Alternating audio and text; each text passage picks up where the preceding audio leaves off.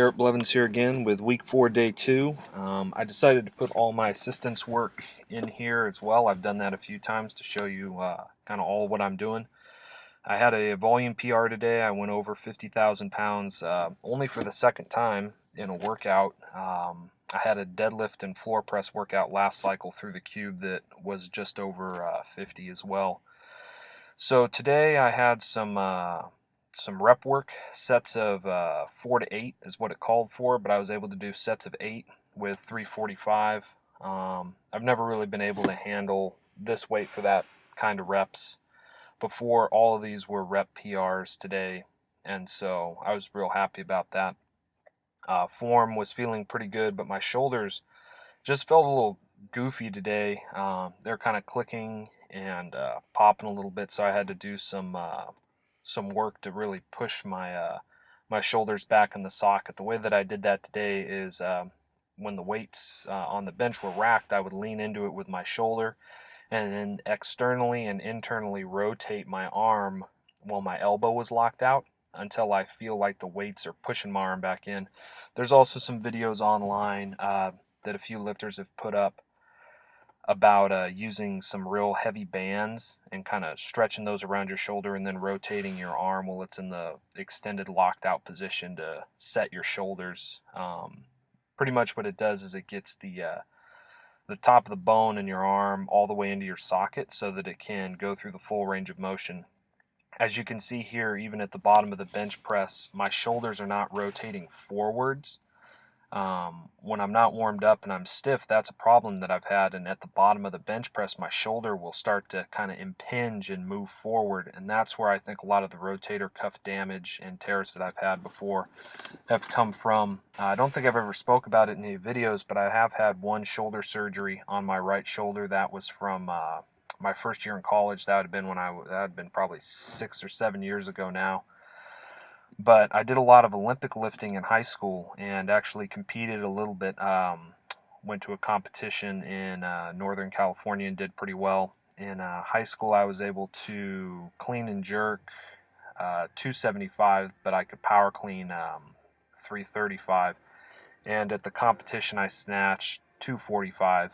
And so that was the beginning of my senior year in high school. However, I had coaches that didn't really, they knew the form of the Olympic lifts, but they didn't know about mobility and they didn't know about stretching and a lot of the warm-ups that we really needed to do. To no fault of their own, it was pretty new back then. It was not as well known. They were kind of cutting edge, actually. But I think that a lot of that work in Olympic lifting has built up my shoulders despite the injuries and has allowed me, I always increased my bench press and squat and deadlift. I just did everything. I didn't get real set in my ways and only do one thing. I think it's important to just have some well-rounded strength if you can. I'm just now starting to get back into some overhead pressing for the first time in probably 6 years.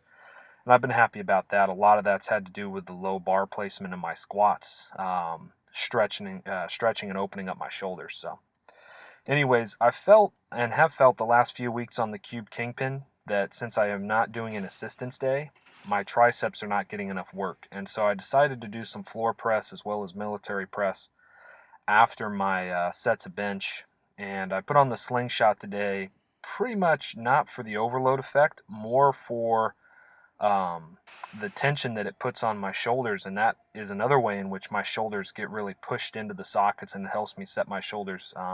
After doing those slingshot reps, I really felt good, felt tight and wasn't having any more of the clicking and popping that I'd had. So yet another use for the slingshot. I want to continue on with principle number 3 of lifting as I see it, which is being content in every situation. A lot of people quote this last verse here, I can do all things through Christ who strengthens me. And they quote that or put it on their bumpers, their cars, or whatever.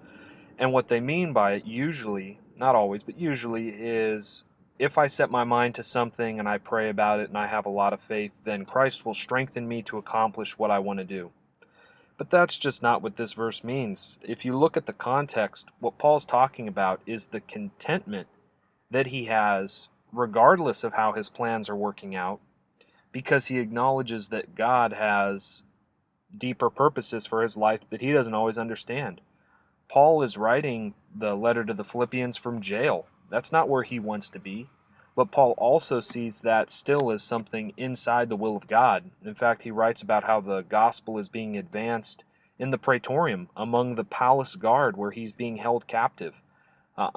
It's not the plan that he probably would have desired for himself, but it's what he ended up with, and he found contentment. And so whether he abounds or is brought low or is in hunger or has plenty to eat, he's learned that he can get through whatever through Christ who strengthens him. The same is true for me in lifting, that no matter what happens, injury or otherwise, I can get through it through Christ. Blessings.